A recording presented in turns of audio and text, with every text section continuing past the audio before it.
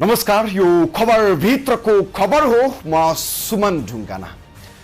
दर्शकवृन्द, आज हामी तपाईलाई देशकै सुन्दर पर्यटकीय नगरी पोखरातर्फ लिएर जाँदैछौँ। पोखरा मात्रै पनि होइन, पोखराको फेवातालमा सधैँ पौडी खेलिरहने माछापुच्छ्रेसम्म पुर्याउँछौँ तपाईहरूलाई। कारण पोखराको सुन्दरतासँग माछापुच्छ्रे सदैव जोडिएको छ र जोडिरहनेछ। माछापुच्छ्रे यति धेरै सुन्दर छ कि त्यही सुन्दरतासँग जोडिएर सयौं साहित्य सृजनाहरू भइरहेका छन्।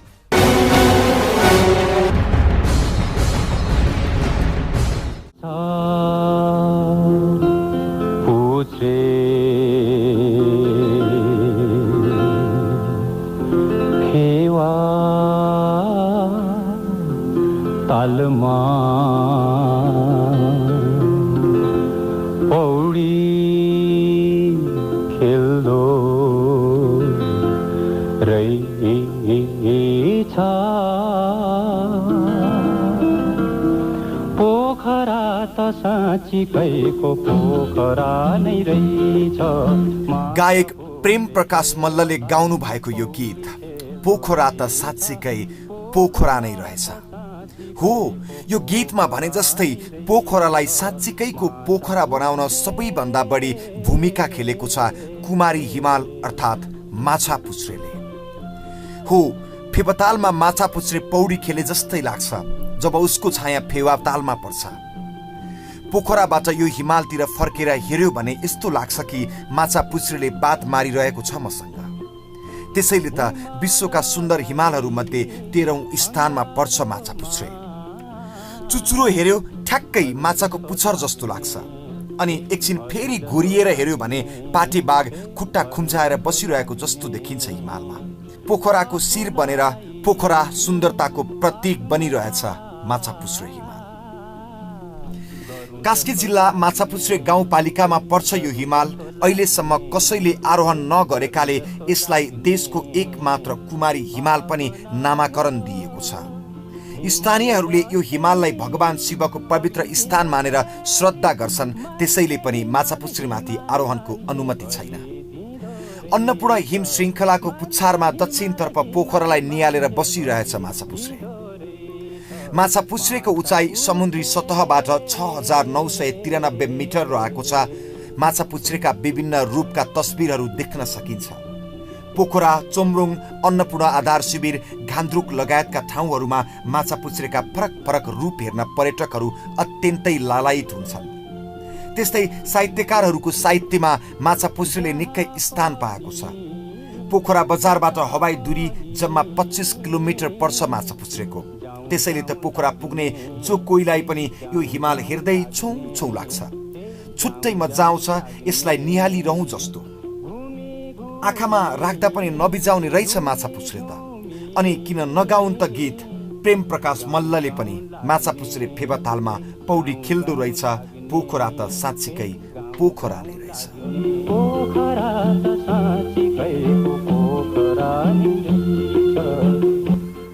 हो, पोखराको सुन्दरतालाई सुनमा सुगन्ध थपे झै बनाएको छ माछापुच्छ्रेले। हेर्दा सुन्दर भएर मात्रै पनि होइन, अरू कैयौं कारणहरू छन् जसले माछापुच्छ्रेको महत्त्व बढाइरहेको छ। आरोहणमा रोक लगाएर अहिलेसम्म कुमारी हिमालको रूपमा परिचित छ यो हिमाल। तर अब यसको कुमारित्वमाथि प्रश्न उठाइदैछ र माछापुच्छ्रेको कुमारित्व लुट्ने प्रयास गरिरहेका छन् केही मानिसहरू। प्रसङ्ग बाँकी नै छ, हामी सँगै रहनुहोला।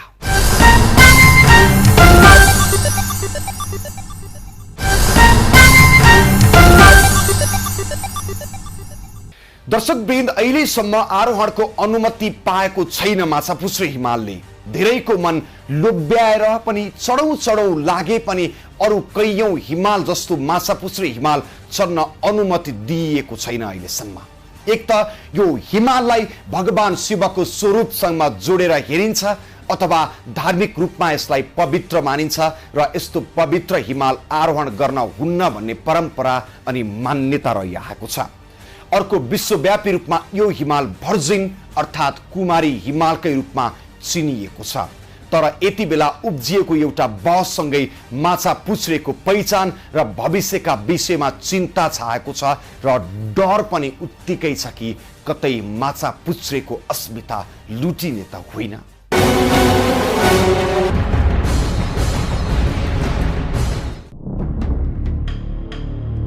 सन् 1957 मा बेलायती नागरिक जिमी रोबर्टले पहिलो पटक माछा पुच्छ्रे आरोहण गर्ने प्रयास गरे। उनले माछा पुच्छ्रे त्यति बेला 6947 मिटरसम्म चढेका थिए। ब्रिटिस आर्मीका कर्नेल समेत रहेका उनी मात्र 38 मिटर तलबाट फर्कनु परेको थियो। त्यसपछि माछा पुच्छ्रे चढ्ने प्रयास कसैले गरेको छैन। दर्शकवृन्द, यो माछा पुच्छ्रे हिमाल हेर्नको लागि संसारभरिबाट पर्यटकहरू पोखरा आउने गर्दछन्। यो हिमाल हेरिसकेपछि निकै रोमाञ्चित हुने पनि गरेका छन् पर्यटकहरू। तर यो माछा पुच्छ्रे हिमाल चढ्नका लागि के त्यति धेरै पर्यटकहरू पोखरा आउलान् त? अनि यो माछा पुच्छ्रे हिमाल चढिसकेपछि ती पर्यटकहरू त्यति धेरै रमाउलान् जति उनीहरूले माछा पुच्छ्रे दृश्यावलोकन गरेर रमाएका छन्। यस हिमाललाई भर्जिन हिमालको रूपमा समेत लिने गरिन्छ। तर यति बेला त्यही भर्जिन हिमाल आरोहणको लागि खुला गर्ने कि नगर्ने विषयमा आरोप प्रत्यारोप चलिरहेको छ। माछा पुच्छ्रे गाउँपालिकाका अध्यक्ष भन्छन् पर्यटन प्रवर्धनको लागि आरोहण खुला गर्नुपर्छ। हामी भन्दैछौँ 20 लाख 50 लाख दिन पर्यटकहरू भित्राउँछौँ भनिराख्दाखेरि हामीसँग एक्जिस्टिङ भएको टुरिज्म प्रडक्टले मात्रै हामी सङ्ख्याको हिसाबमा अथवा गुणस्तरको हिसाबमा आउने पर्यटकलाई गुणस्तरीय पर्यटक भित्राउनुको निमित्त मात्र अहिलेको एक्जिस्टिङ भइरहेको पर्यटकीय प्रडक्टले मात्र पुग्दैन। त्यसमा केही न केही थप्नुपर्ने हुन्छ र त्यो थपिने क्रममा धेरै मध्ये एउटा चाहिँ यो आकर्षणको बिन्दु माछा पुच्छ्रे एक्जिबिसन हुन सक्छ। त्यसो त पर्यटन विभागले दिएको जानकारीमा धौलागिरी र अन्नपूर्ण हिमाल आरोहणको अनुमति दिए पनि यो वर्ष धौलागिरीमा 34 र अन्नपूर्ण हिमालमा 1 जनाले मात्र आरोहण गरेका छन्। माछा पुच्छ्रे पनि त्यही हिम श्रृङ्खलामा पर्ने भएकाले पर्यटन माछा पुच्छ्रे आरोहणका लागि आउने सम्भावना निकै कम छ। उता माछा पुच्छ्रे पवित्र हिमाल भएको कारण पनि आरोहणका लागि अनुमति दिन नहुने तर्क छ। तर माछा पुच्छ्रे गाउँपालिका यो तर्कसँग सहमत छैन। एउटा तर्क छ, यो कुमारीत्व राख्नको निमित्त यो पवित्र हिमाल हो भनेर जुन तर्क गरिराख्नु भएको छ, तर्कसँग त्यति तथ्य छैन जस्तो लाग्छ मलाई। हामी पवित्रको हिसाबबाट जुन ठाउँको पवित्रतालाई आज उजागर गर्नको निमित्त अथवा त्यो चाहिँ धार्मिक हिसाबबाट महत्त्वपूर्ण छ भनेदेखि हामी त्यसलाई टाढोबाट हेरेर होइन कि नजिकबाट छोएर त्यसलाई चाहिँ दर्शन गर्दाखेरि जति पवित्रता उजागर हुन्छ त्यो टाढोबाट हेरेर हुँदैन। जहाँसम्म यो ठाउँको विकासको निमित्त, यो ठाउँको उत्थानको निमित्त, समग्र राष्ट्रकै पर्यटन विकासको निमित्त पनि यो खोल्नु पर्यो। माछा पुच्छ्रे गाउँपालिका मात्र होइन, गण्डकी प्रदेशका सांसद रामजी बराल पनि आरोहणका लागि अनुमति दिनुपर्ने पक्षमा छन्। प्राकृतिक सम्पदाहरू भनेका मानव जातिको लागि हो। मानव जातिको हित, उन्नति, प्रगति के गर्दा हुन्छ त्यो दिशातिर आवश्यक बहस चलाउने कुरा, आवश्यक छलफल गर्ने कुरा मेरो बुझाइमा उचित हो, ठिक हो भन्ने मैले महसुस गरेको छु। निश्चित रूपमा माछा पुच्छ्रे हिमाल ओपन गर्ने कुरा, खुला गर्ने कुरा यति बेला आवश्यक पनि छ। कतिपय तर्कहरू हुन सक्छन्, ती तर्कहरूमा कति वास्तविकता छ, के कारणले खोल्न हुँदैन, के कारणले खोल्नुपर्छ भन्ने बहसलाई अब बिना हिचकिचाहट अलिक घनत्वमा अलिक महत्त्व दिएर अगाडि बढाउन आवश्यक छ भन्ने मैले पनि अनुभूति गरेको छु। जनप्रतिनिधि माछा पुच्छ्रे आरोहणका लागि अनुमति दिनुपर्ने पक्षमा भए पनि पोखराका पर्यटन व्यवसायीहरू भने त्यसको विपक्षमा छन्। उनीहरू भन्छन् भर्जिन माउन्टेनको रूपमा प्रख्यात अन्नपूर्णालाई पैसाकै लागि आरोहणको अनुमति दिनु राम्रो होइन। यो क्षेत्र अन्नपूर्ण रिजनमा पनि हामीहरूको अहिले खुल्ला गरिएका 8000 मिटरभन्दा अगाडिका अन्नपूर्ण धौलागिरी यी हिमालहरू खुल्लै छन् र हामीले के मूल्याङ्कन गर्नु पर्यो भने यो हिमालहरू खुल्ला गर्दाखेरि कतिको चाहिँ त्यो उसमा चढ्न त्यो पिक चढ्नको लागि कति पर्यटकको आगमन भयो त्यसको डाटा कलेक्सन गरौँ। त्यो डाटा हेरिसकेपछि त्यो डाटाले यद्यपि अब हिमाल अर्को पनि खोल्नु पर्ने यो 3टा 8000 मिटरभन्दा माथिका हिमालले पुगेन अब फेरि पनि अर्को हिमाल खोल्न पर्यो भने त्यो अर्को सन्दर्भ हुन सक्छ। तर जुन अहिलेको परिस्थितिमा यो माछापुच्छ्रे हिमाल ओपन गर्नुपर्छ भन्ने जुन चाहिँ कुरा आइरहेको छ यो कुरा अलिकति सान्दर्भिक हुँदैन कि भन्ने चाहिँ मैले महसुस गरेको छु। किन भन्नु होला भने यसको जुन एउटा नामाकरण छ जुन कुमारी हिमालको नामले चिनिएको छ विश्व पर्यटन बजारमा जुन कुमारी हिमालको नामले परिचित छ त्यो हिमाल हेर्नको लागि पनि पर्यटकहरू आउँछन्। होइन यो बिल्कुल गलत हो। चर्न दिनलाई हाम्रो अन्नपूर्ण हिमाल छँदैछन्, धौलागिरी हिमाल छँदैछन्। एउटा भर्जिन माउन्टेन भनेर पनि हामीले त्यसको हिसाबले पनि विज्ञापन गर्न सकिन्छ, त्यसको हिसाबले पनि उहाँहरूलाई बुझाउन सकिन्छ। सबै सामु हामीले पैसा मात्रै हेर्ने र हाम्रो आम्दानी मात्रै हेर्ने चाहिँ यो काम गर्नु चाहिँ एकदम मेरो विचारमा एकदमै गलत लाग्छ। उता धार्मिक व्यक्तित्वले पनि आरोहणको अनुमति दिनु भनेको माछापुच्छ्रेको मौलिकतामा ह्रास ल्याउनु रहेको बताउँछन्।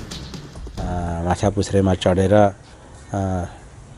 क्षणिक स्वार्थको लागि व्यक्तिलाई क्षणिक आनन्द लिनको लागि र सरकार स्तरबाट या कतिपय व्यक्तिहरूबाट क्षणिक आर्थिक लाभको लागि त्यसमा चढ्ने या आरोहण गर्ने अनुमति प्रदान गर्नुपर्छ, हामी पाउनुपर्छ भन्ने जुन अहिले कुरो उठिरहेको छ मेरो व्यक्तिगत हिसाबले पनि र धेरै जसो मेरो मात्रै नभएर पनि प्रकृतिलाई माया गर्ने, देशलाई माया गर्ने, देशका सम्पदाहरूलाई माया गर्नेवाला व्यक्तिहरूले अवश्य पनि यो कुरोलाई ध्यान राख्नुपर्छ र केही आर्थिक लाभ भए तापनि यसले त्यो क्षेत्रको हिमालयको जुन मौलिकता हो, उसको जुन सुन्दरता हो, उनको जुन स्वच्छता हो त्यसमा अवश्य पनि दूरगामी परिणाम हुन्छ, नकारात्मक परिणाम हुन्छ र अहिले केही समयको लागि त्यसले केही आर्थिक भनौँ न आर्थिक लाभ दिए तापनि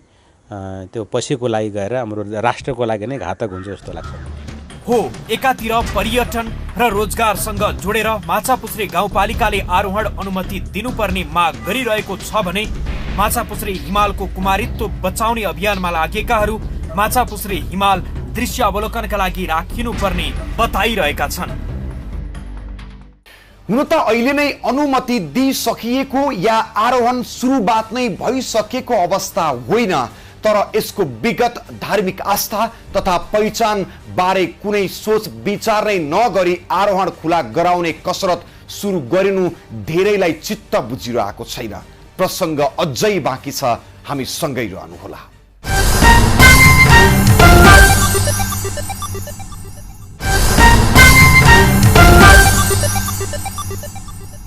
दर्शकवृन्द, पोखराको सौन्दर्यसँग जोडिएको र त्यसको पर्याय बनेको माछापुच्छ्रे हिमाल जसको सुन्दरता वर्णनका लागि जुनसुकै शब्द पनि फिक्का र कम लाग्छ। विविध कारणले त्यस बाहेकका अन्य कैयौं महत्त्व पनि छन्। यो हिमालको अहिलेसम्म आरोहणका लागि खुल्ला नगरिनुले पनि यसको महत्त्व झन झन बढाइरहेको छ। तर अहिले केही समय यता एकाएक यही हिमाललाई व्यापारसँग जोडेर हेर्ने अदूरदर्शी र अपरिपक्व बहस चलाइरहेका छन् केही व्यक्तिहरू। तर संरक्षणका पक्षधरहरू र माछापुच्छ्रेको महिमा बुझेकाहरू कुनै पनि हालतमा यस्तो निर्णय गर्न नहुने बताइरहेका छन्। पर्यटनविद झलक थापालाई हामीले सोधेका थियौं र झलक थापाको जवाब थियो, नेपाल नबुझेकाहरू, नेपाल मुटुमा नभएकाहरूले यस्तो काम गरिरहेका छन्।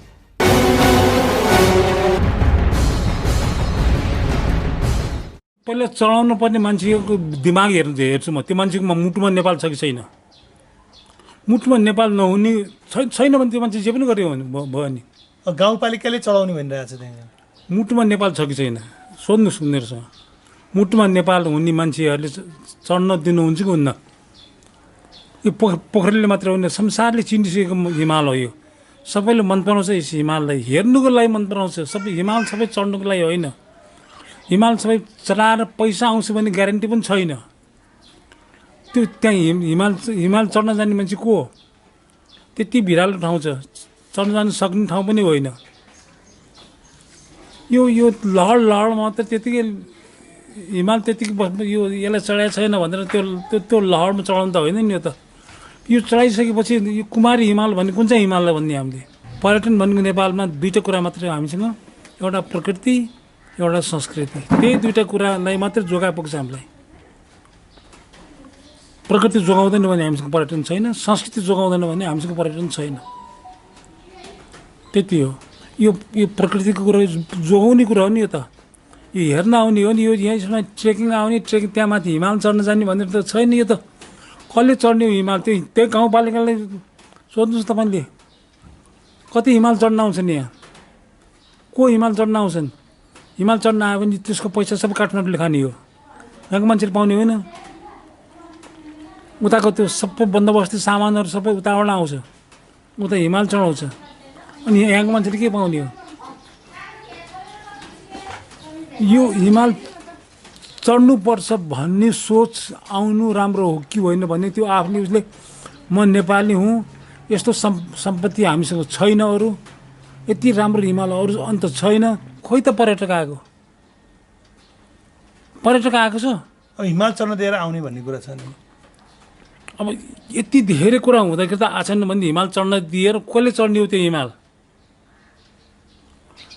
म त भन्छु चढ्न दियो भने हिमाल चढेर पर्यटक आएन भने त्यो मान्छेले झुन्ड्याउने कि नझुन्ड्याउने, सोचाइको भागी हुन्छ कि हुनु, त्यसको बारेमा बोल्नै पर्छ उसले। सम्पत्ति मास्न त पाइन्न नि, सम्पत्ति जोगाउने हो, सम्पत्तिलाई भावी पुस्ताको लागि सम्पत्ति हस्तान्तरण गर्ने हो, सम्पत्ति मास्ने होइन। हिमाल सबै चढ्नुको लागि होइन, हेर्नुको लागि पनि हो। धेरै हिमाल त हेर्नुको लागि, तर खास गरी माछापुच्छ्रे झन् हेर्नुको लागि मात्रै हो। आज कुमारी माछापुच्छ्रे भनेर हेर्नुको लागि मान्छेले कति लालायत छन्। त्योभन्दा त्यो पर्यटक आउनुभन्दा त बढी त यहीँ पोखरा आउने मान्छेहरूले माछापुच्छ्रे नहेरिकन जाँदैनन्, अनि त्यो नै आकर्षण होइन र? दर्शकवृन्द, हुन त आवरणमा हेर्दा आरोहण अनुमति सामान्य जस्तो लाग्न सक्छ तपाईहरूलाई, तर यो क्षणिक व्यापारको विषय होइन। सँगै रहेका र आरोहण अनुमति पाएका अन्नपूर्ण, धौलागिरी लगायतका कैयौं हिमाल आरोहणको अवस्था चित्त बुझ्दो छैन। आरोहण अनुमति नहुँदा जसरी अवलोकन नै महत्त्वपूर्ण बनिरहेको छ, आरोहण नै गर्न पाउने भएपछि यो निकै सस्तो हुनेछ, अनि यससँग जोडिएका परम्परा, विश्वास, इतिहासमाथि खेलवाड हुनेछ र माछापुच्छ्रे हिमालको कुमारित्वमाथि पनि खेलवाड हुनेछ यदि माछापुच्छ्रेमा आरोहण अनुमति दिइयो भने। हामी यति भन्छौँ, हिमाल जे र जुन रूपमा चर्चा कमाएको छ त्यसैलाई निरन्तरता गर्न सकियोस्। हवस् त, पोखरा ब्युरोको सहयोगमा तयार आजको खबरभित्रको खबर यति नै। भोलि नयाँ विषयका साथ उपस्थित हुनेछौँ। खबरभित्रको खबरको लागि हेर्दै रहनुहोला एभी न्युज खबर। नमस्कार।